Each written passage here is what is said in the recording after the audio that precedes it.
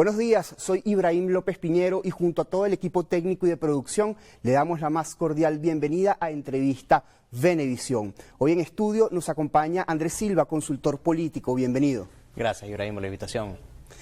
El domingo de esta semana, entre la madrugada del domingo y el día lunes, hubo un impasse diplomático entre los gobiernos de Colombia y los Estados Unidos. El presidente Gustavo Petro se negó a recibir 2 aviones militares que trasladaban a 110 inmigrantes indocumentados desde Estados Unidos. El presidente Donald Trump respondió, digamos, imponiendo una serie de aranceles sobre las importaciones y exportaciones colombianas.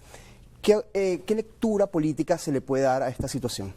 Bueno, Ibrahim, aquí tenemos que analizarlo desde distintas aristas. La primera, relacionada a los Estados Unidos, tenemos un Donald Trump que está mostrando por dónde va a ser su política internacional. Él claramente está buscando instaurar que Estados Unidos tenga una presencia mano dura en la comunidad internacional, no necesariamente tratándose de una mano dura como la que se vio durante presidencias como la de Bush o la de Obama, que trataba un poco de imponer presencia en distintos países, pero sí está llegando muy fuerte con el tema de los aranceles, de las deportaciones, que fue uno de sus principales temas de campaña, y en este caso se vio inmediatamente con una retaliación un poco fuera de proporciones en contra de Colombia por la manera en la que estos migrantes estaban siendo enviados. Pero por el otro lado tenemos lo que yo quiero llamar un caso práctico del buen salvaje al buen revolucionario, como era el libro del doctor Rangel, donde tenemos un Gustavo Petro que a medida que se siguen sumando las crisis de su gobierno, es un presidente que cada vez pierde popularidad entre los colombianos y que el año que viene, cuando termine su gobierno,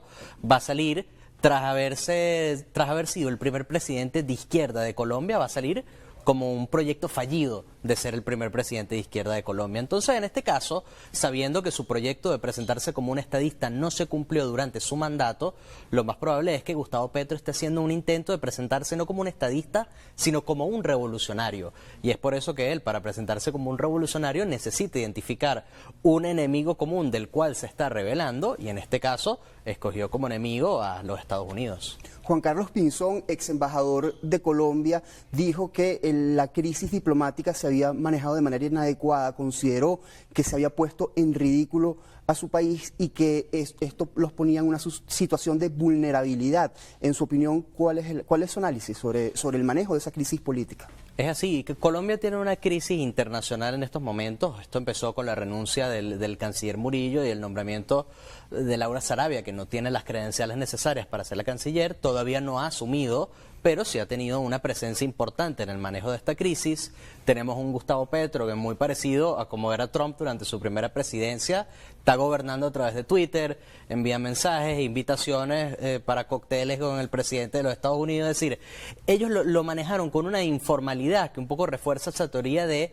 ellos no tienen mayor interés de presentar a Colombia como un estado de las instituciones y como un estado de seriedad, sino él quiere presentar a Colombia nuevamente como una víctima en la comunidad internacional. Es también por eso que él cita que cuando él fue a los Estados Unidos, su interés era en las comunidades, con lucha, porque él lo que quiere es presentar su agenda personal, no la agenda que más interese a los colombianos, y en este caso, precisamente por intentar imponerse ante los Estados Unidos, estuvo a punto de costarle a los colombianos sus visas americanas, su facilidad para sacarlas y una facilidad para importar y exportar productos con Estados Unidos que son parte del motor de la economía colombiana. La comunidad de estados latinoamericanos y caribeños había convocado una reunión de emergencia para este jueves 30 por este impasse diplomático, por esta situación. Posteriormente fue cancelada en vista de que Colombia dio por superado este impasse diplomático. ¿Cree usted que esta situación debilitó la relación binacional entre los Estados Unidos y Colombia?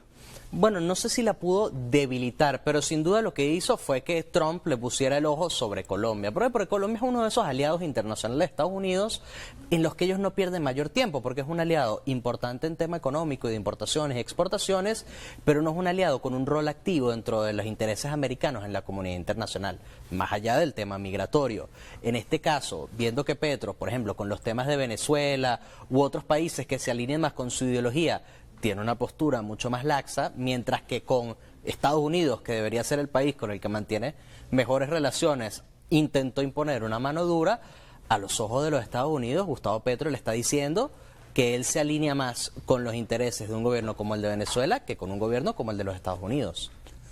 Fíjese lo siguiente, recientemente el presidente de los Estados Unidos, Donald Trump, justo unas horas después de haberse juramentado en su cargo, firmó una serie de decretos ejecutivos derogando otros decretos ejecutivos firmados muy recientemente por el presidente saliente Joe Biden, entre ellos incluir a Cuba nuevamente en la lista de países patrocinadores del terrorismo. ¿Por qué incluir nuevamente a Cuba en esa lista? Bueno, lastimosamente nosotros teníamos una perspectiva de que Trump quizás pudiese empezar este segundo mandato un poco más abierto hacia el comercio con Latinoamérica, esa apertura de la región y permitir que vuelvan a formarse los mercados locales de Latinoamérica, pero los indicios de su primera semana de mandato lo que nos están demostrando es que Trump no solo quiere volver a esas posturas de su primer mandato, sino además él quiere imponer unos valores conservadores, un poco similares a la lucha anticomunista que existía en los Estados Unidos, con una persecución fuerte. En este caso, esa persecución se está viendo precisamente con gobiernos de izquierda de la región, se está viendo con los migrantes americanos que se está buscando que se les permita al Homeland Security y a ICE entrar en escuelas, entrar en universidades, a buscar a aquellos migrantes que ellos sospechan son ilegales, por lo que en estos momentos Donald Trump pareciera que va a priorizar sus intereses y los intereses americanos, como él los llama, por encima de una apertura hacia la región, lo que va a generar que para los países latinoamericanos, como lo es Cuba, como lo es Venezuela, les sea más difícil no solo la apertura y restablecer relaciones normales con los Estados Unidos, sino además cada vez se va a ir cerrando más Estados Unidos como país, intentando ser más un reino, una especie de imperio, que ser lo que era antes, que era un compañero para la región y un aliado. Son 7 países latinoamericanos los que han recibido aviones con migrantes deportados. Entre esos países se encuentra El Salvador. Se sabe por declaraciones del Departamento de Estado que entre los deportados hacia El Salvador hay algunos ciudadanos venezolanos. ¿Cómo afecta esto la relación entre Venezuela y los Estados Unidos? ¿Por qué no enviarlos directamente hasta acá? ¿Qué pasó? Si sabemos ya además que la semana pasada hubo reuniones entre el Departamento de Estado y el gobierno venezolano. Bueno, el presidente Bukele, que cada vez es más difícil defenderlo para aquellas personas que les gustan desde el punto de vista de los derechos humanos, tiene un error de forma desde el punto de vista legal, que es el migrante, aunque entre con un estatus ilegal, irregular, como se le quiera llamar, a un país, eso acarrea una sanción administrativa cuya pena máxima sería la deportación del país. Es decir, no hay ninguna manera de tipificar en alguna ley que un migrante sea deportado, si es venezolano, por ejemplo, de los Estados Unidos para que vaya a una cárcel en El Salvador. No hay cómo entender eso desde el punto de vista jurídico. En este caso, el presidente Bukele le gusta imponerse eso como una especie de caudillo para la región, y en Donald Trump está encontrando un aliado que lo va a dejar complacerse con cualquier locura. Trump, la medida más apta para manejar a los migrantes irregulares venezolanos que están en los Estados Unidos sería entablar un acuerdo con el gobierno venezolano, que esto no tiene ni siquiera que tratar en materia económica o en materia de negocios, sino simplemente un acuerdo en el que se respeten algunos temas para Venezuela, pudiesen ser las licencias petroleras, pudiese ser el levantamiento de sanciones. Hay una cantidad de aristas que se pudiese negociar a cambio de un canal humanitario a través del cual los Estados Unidos pudiese enviar aviones con migrantes venezolanos deportados y que Venezuela los recibiese, que esa sería la solución regular y la solución ideal para este asunto. En su opinión, ¿cree, tomando en cuenta lo que acaba de señalar, que el presidente Donald Trump se está acercando un poco más a sus posturas de su primer gobierno, pero parecería incompatible esa política de máxima presión con la intención que tiene de deportar migrantes? ¿Ve usted un acercamiento entre el gobierno de Estados Unidos y de Venezuela para este año? Bueno, yo lo veo posible. Hay miembros de la administración de Donald Trump que han indicado que están hablando con funcionarios del gobierno venezolano. De hecho, uno de ellos textualmente dijo que hablar es una táctica de presión, y yo estoy completamente de acuerdo. Pienso que la solución, no solo a través de la cual Venezuela puede recuperar un lugar ideal en la comunidad internacional, sino además una manera en la que los Estados Unidos puedan reivindicarse con este mal manejo de la primera etapa de las deportaciones, sería precisamente volver a este acuerdo, sobre todo tomando en cuenta que por las posturas de Trump y como se va peleando con cada uno de sus aliados, poco a poco los Estados Unidos se va a ir aislando de la comunidad internacional, y cuando se aísle, enfrentado con el crecimiento en China, el crecimiento de los BRICS, las guerras que tenemos en el Medio Oriente y en Rusia, cada vez van a ser menos los aliados que van a estar dispuestos a apoyar a los Estados Unidos y Venezuela va a quedar en una posición, en un área gris, a través de las cuales se pudiese facilitar este acercamiento de los Estados Unidos con el gobierno de Venezuela. Ya hablando de política interna, de política nacional de Venezuela, ya el Consejo Nacional Electoral anunció elecciones para el próximo 27 de abril. ¿Cómo se perfila este año? Esto por favor me lo responde al regreso de la pausa comercial. Nosotros vamos a hacer un breve corte, siga con más de entrevista Venevisión luego del corte comercial. Ya venimos.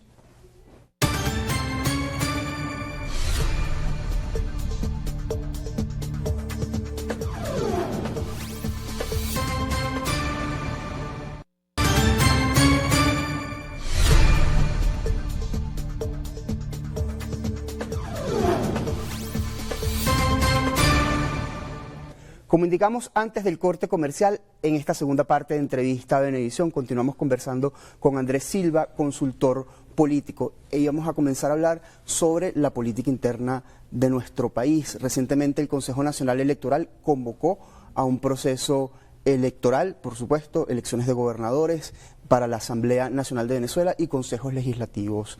estadales. Una convocatoria con muy corto tiempo, está a 3 meses. ¿Cómo se perfila este año en materia política? Bueno, desde el punto de vista del gobierno podemos analizarlo o como un acierto o como un fallo. Lo podemos ver como un acierto en el sentido de que todavía hay una gran parte de los venezolanos que no están dispuestas a participar en un nuevo proceso electoral, por eso que para el gobierno esta elección sería con gran facilidad porque probablemente hay un bajo número de electores en su contra. Pero por el otro lado también lo podemos ver como un fallo dependiendo de cuál es verdaderamente el objetivo al que quiere llegar el gobierno con las 9, posiblemente 10 elecciones que vienen este año. Hay que tomar en cuenta que pasaron desde el 2018 con una crisis de legitimidad, crisis la cual derivó en una cantidad de sanciones, en un desreconocimiento internacional y en cualquier cantidad de problemas que fueron los que aislaron a Venezuela de la comunidad internacional, pero sí tienen este año el reto de, aunque la comunidad internacional no haya estado conforme con la elección, de ellos intentar construir puentes con los otros bandos políticos. Hay un sector muy minoritario de la oposición que son los que tienen mayor apertura para participar en la elección. Estos son aquellos partidos con presencia en la Asamblea Nacional, aquellos partidos que tienen concejales, diputados, gobernadores y alcaldes entre sus filas, que son los que probablemente terminen participando, pero si hay un sector que no solo está llamando a no participar, sino más un sector que tiene una mayoría del liderazgo opositor, el cual está llamando que si no se está con ellos, entonces está en su contra, lo cual va a generar, este va a ser el gran resumen de lo que probablemente sea el 2025, va a generar grandes índices de polarización, donde quienes se presenten a las elecciones, sea con buenas intenciones o no, van a tener que enfrentarse a un escrutinio público en el cual un sector importante de la oposición, sobre todo un sector con presencia muy activa en las redes sociales, va a estar muy pendiente de desacreditarlos, va a estar muy pendiente de desprestigiarlos y van a ser un motor de llamado a la abstención, el cual aquellos que decidan participar, decisión la cual uno apoya porque los espacios no deben abandonarse, van a tener que enfrentarse a esto y encontrar un justificativo que le demuestre a la población por qué los espacios se luchan y no se abandonan. Usted señala que los espacios se luchan y no se abandonan. Es una discusión que hemos visto a través de los años. Esta situación se ha repetido en otras oportunidades de manera muy similar. Luego de una posición de la oposición venezolana se llama abstención, luego vienen elecciones, se pierden esos espacios. ¿Usted cree que en este contexto actual sea posible la construcción de una unidad en la oposición venezolana para hacer, digamos, una postura unitaria frente a la situación política? Cada vez la veo más difícil. Desde mi perspectiva, uno de los errores de la oposición es que constantemente se está cambiando de estrategia. Es decir, pareciera que cada vez que deciden optar por una estrategia, sea la abstención, sea el voto, sea la presión internacional, si al primer obstáculo no se cumple el objetivo, entonces deciden dar un vuelco de 180 grados. Y en este caso hay que entender, no es la primera vez que se presenta en una elección presidencial cuyo resultado termina controvertido, no es la primera vez que ellos se presentan en una elección en la que no logran sus objetivos o no se publican los resultados o hacen un llamado por mayor transparencia, pero hay que entender que los momentos en los que el país más se vio beneficiado y donde la calidad de vida del venezolano tiene algunos índices de mejora, son aquellas en donde la estrategia que se mantiene es la electoral. Entonces, si bien es cierto que uno puede entender a quien decida no participar o no votar en las elecciones que parece van a ser el 27 de abril, también hay que entender que el venezolano que decida votar es un venezolano que está defendiendo un espacio que directamente beneficia a la ciudadanía, porque hay una razón muy sencilla, y es que la trascendencia de los resultados de una elección para presidente y una elección para un gobernador no son lo mismo para el gobierno, por lo que el manejo de la información y las posibilidades para la oposición de obtener un resultado positivo van a ser mayores, porque el riesgo para el gobierno de asumir esos resultados es mucho menor que el de una elección presidencial. ¿Por qué convocar una elección con tan corto tiempo? Creo que es la primera vez que se convoca una elección con solo 3 meses de anticipación. Bueno, pareciera que el gobierno está apostando por una postura de que solo voten aquellos que o ya hayan pasado la página del 28 de julio o que solamente voten sus seguidores, porque hay que entender que en los últimos años, cuando la oposición decide cambiar de la abstención al voto, se ha tenido una cantidad de tiempo para ir construyendo esa narrativa, y hay un sentimiento de desesperanza en un gran porcentaje de la población venezolana que no está lista para acudir a un siguiente periodo electoral, porque pareciera que por el manejo de los resultados, de la información y de la transparencia, esto no se siente como un nuevo proceso electoral, sino se siente como una continuación del 28 de julio, por lo que aquel que no estuvo contento con el resultado en esa última elección no está listo para asumir un segundo resultado en esta nueva. El año pasado, en el último trimestre, el gobierno nacional había imprimido urgencia parlamentaria y urgencia legislativa en la aprobación de un nuevo código electoral. Eso se detuvo a mediados de octubre, no se reunieron más las comisiones especiales designadas para eso. Se entendía que a principios de año iban a reanudarse esas negociaciones para discutir la ley, pero eso, digamos, se engavetó. ¿Cuál es su lectura política sobre este tema? Bueno, después de las elecciones del 28 de julio quedó claro que uno de los principales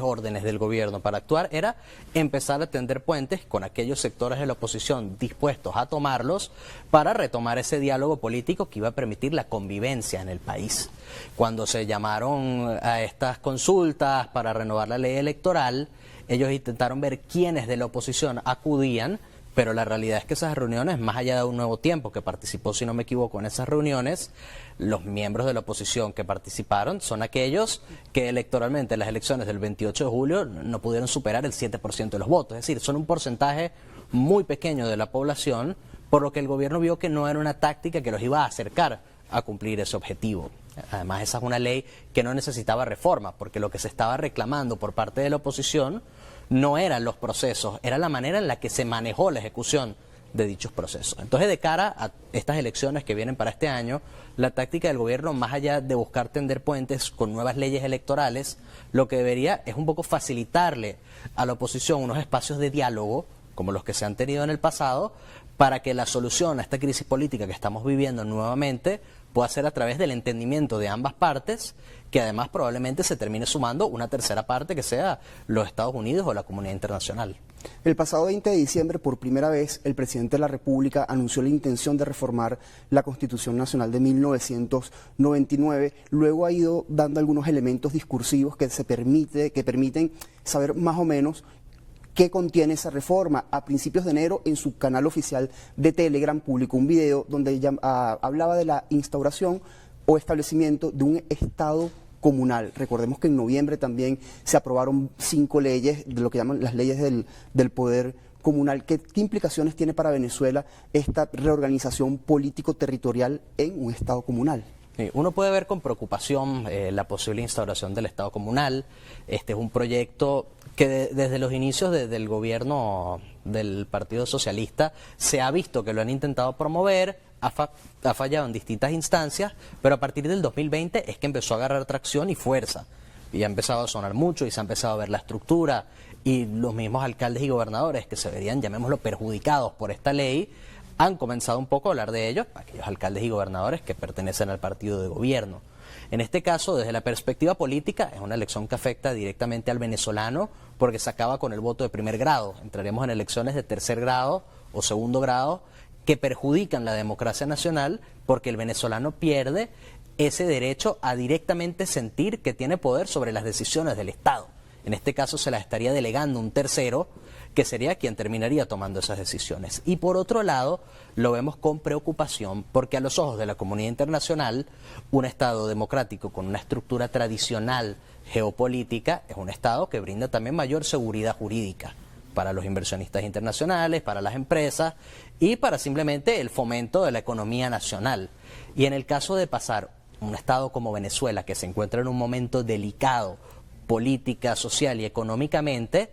un vuelco de esa manera del orden estatal pudiese ser catastrófico porque no le generaría confianza a ningún inversionista extranjero. Cuando usted habla de elecciones de segundo o de tercer grado, en la práctica, ¿cómo se desarrollaría esto? Bueno, la práctica tiene una distinción muy sencilla. Cuando tenemos una elección de primer grado, yo llego y mi voto vale 1 y ese voto directamente se suma al total de votos por un candidato y el que obtenga la mayoría es el que gana la elección. En este caso, cuando hablamos de elecciones de segundo o tercer grado, también conocidas como elecciones de sufragio indirecto, estamos hablando de un sistema a través del cual el voto de los ciudadanos no va hacia el candidato, sino va hacia escoger a un representante y ese representante va a ser la persona encargada de emitir su voto para escoger a uno de los candidatos. En el caso de la propuesta venezolana, lo que se ha escuchado y lo que probablemente suceda en caso de aplicarse esta reforma, es que esa elección se base en que el voto va a escoger a los miembros de un consejo comunal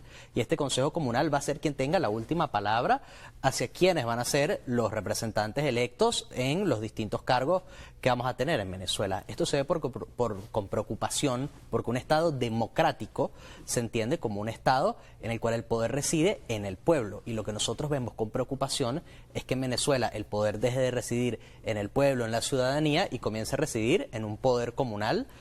del cual no vamos a tener ningún tipo de manejo ni vamos a tener ningún tipo de contrapeso para ejercer